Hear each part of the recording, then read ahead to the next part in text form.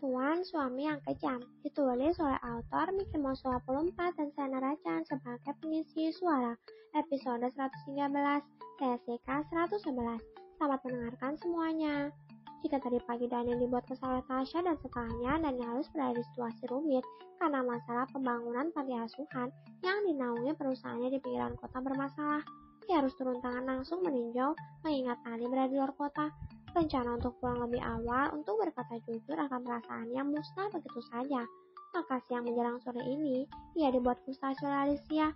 Kabarnya, wanita hamil itu menghilang di tengah-tengah pengawalan ajudan saat berada di luar mansion. Bagaimana bisa? Kemana kesiagaan para ajudan dan pengawal yang dari sewa? Bagaimana mereka yang berjumlah banyak namun bisa kehilangan sosok wanita kecil itu?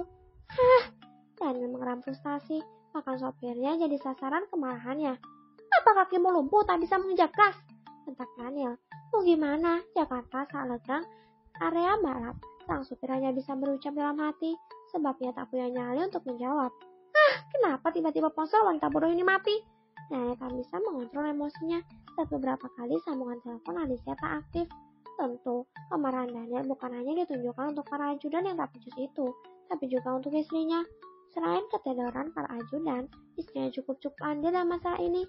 Sebab semua bermula dari kebohongan Alicia. Kabarnya para ajudan sudah menghubungi Daniel dari siang untuk meminta izin menemani nyonya mudanya keluar mansion. Namun karena jaringan di pinggir kota tidak bagus, alhasil Alicia mengambil kesempatan di sana. Alicia yang memang dari pagi mencari alasan agar bisa keluar mansion, namun ia tak tahu dengan cara apa. Mengingat 3 wanita kaku yang menyebalkan yang sering merecoki hidupnya atas izin Daniel mengetahui semua jadwal Alicia. Dan Daniel memang batasinya jika hanya dengan keperluan kampus Alicia boleh keluar. Selebihnya, Daniel tak terima alasan apapun. Alicia boleh keluar kemana saja, asalkan itu bersama Daniel. Siangnya, Alicia yang diserang rasa gelisah akhirnya berasal keluar cari angin di taman kota. Namun ajudan tak ada yang mengizinkannya. Alicia merasa kesal dibuatnya. Para ajudan yang tak enak dengan rasa kesalnya mudanya menghubungi Daniel. Namun nomor Daniel tak kunjung aktif. Otak licik Alicia langsung bereaksi.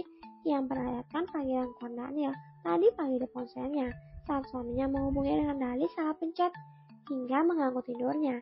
Dan Alicia memanfaatkan bukti itu dengan beralasan bahwa ia sudah mendapat izin dan akhirnya para ajudan percaya dan menemani yang mudanya keluar. Namun, sebelum sampai di taman, Alicia tiba-tiba merasa lapar dan akhirnya mereka singgah di sebuah restoran.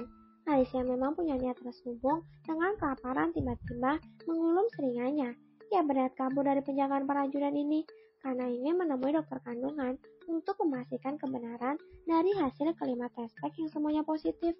Beralasan kebelet pipis saat pesanan baru saja disajikan, Alicia menuju toilet.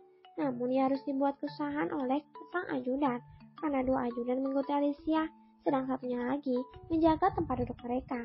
Di dalam WC, Alicia bingung memikirkan bagaimana cara bisa ke rumah sakit tanpa ketahuan ketiga ajudannya. Dan saat membuka bilik kamar mandi, Alicia dikejutkan oleh seseorang yang tiba-tiba membuka mulutnya dan membawanya kembali masuk ke dalam bilik sebelum kedua ajudan yang berjaga di ambang pintu masuk toilet restoran menyadari aksinya. Diamlah, Nona akan baik-baik saja jika Nona tak berontak, bisik wanita itu. Alicia yang awalnya ketakutan, namun akhirnya luluh saat wanita berperut besar itu memohon dengan tampang sendunya, memohon agar urusannya dipermudah dengan Alicia yang bersedia menemui seseorang yang menyuruh wanita itu mengutus Alicia hingga berhasil meraihnya. Wanita itu berani mempertaruhkan nyawanya jika Alicia tidak akan kenapa-napa. Akhirnya Alicia luluh dan setuju. Tentu, Alicia juga memanfaatkan kesempatan itu untuk kabur dari para ajudannya. Kemudian, wanita hamil besar itu melepaskan gaun khusus ibu hamil besar yang ternyata ia berpakaian 2 lapis. Kemudian rambut palsunya ia berikan ke Alicia untuk memakainya. Yang terakhir, ia melepas peralatan dari perutnya yang ternyata ia sedang hamil bohongan. Alicia melotot melihatnya. Kemudian ia mengelus perutnya.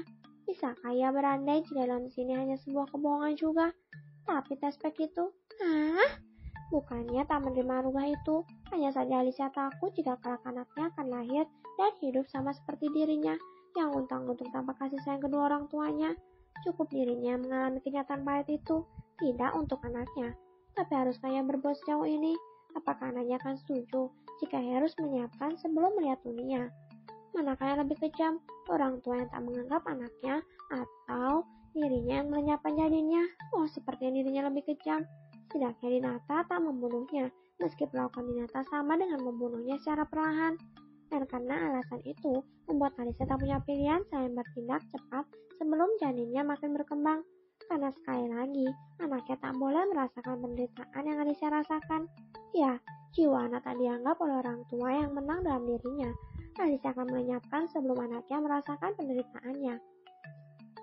Alicia akan menemui bos dari wanita yang sudah membantunya kabur, dan setelahnya ia akan datang ke rumah sakit secepatnya sebelum para ajudan dan pengawal menemukannya. Ya, Alicia yakin ia akan dicari dan pasti akan ditemukan oleh orang-orang tuan suaminya. Tapi tak apa, jika urusannya sudah kelar, ia sengaja meninggalkan tas dan ponselnya di meja restoran sebab takut akan dilacak. Jadi, ia hanya membawa dompet mininya yang diam-diam ia sembunyikan di balik kaunnya.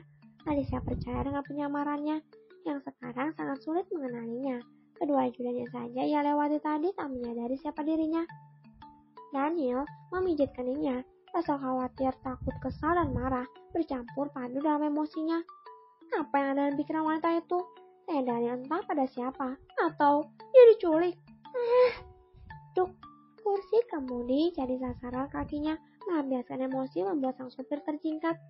Aku sering melihatnya marah, tapi tidak sefrustasi sekarang. Sungguh Nyonya Muda sangat berarti dalam hidup Tuan Muda, kata sopir. Kling, bunyi notifikasi langsung dibaca Dani di ponselnya. Tangan yang bebas di ponsel perlahan mengepal kuat, ingin saling beradu, sedang perasaan bergemuruh setelah menjawab pesan singkat itu. Harusnya saya melenyapkannya dari dulu, geramnya. Ke Hotel Kiwi, ditanya pada sang sopir.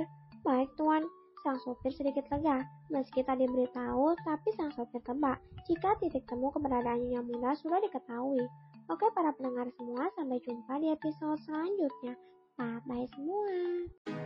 Kalau kamu mau dengar audiobook lebih banyak dan gratis, segera download AudioTune.